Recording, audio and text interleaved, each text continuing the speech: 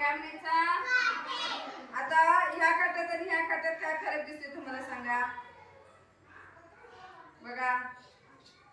तेवढेच आहेत काय लहान आहेत मोठे आहेत सांगा बघूया.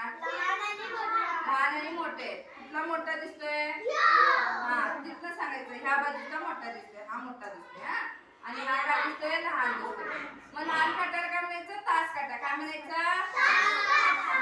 आणि ह्याला काय म्हणायचं? मिनिट काटा. आणि ह्याच्यापेक्षा पण मोठा आहे कसं आणि बारीक असं त्याला काय म्हणायचं? सेकंड काटा. काय म्हणायचं?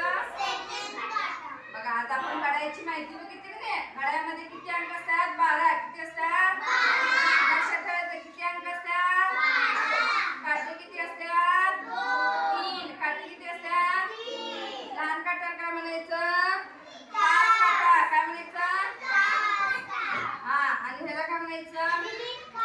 आणि बारीक लांब काटा असतो त्याला काय म्हणायचं? सेकंड काटा. सेकंड काटा.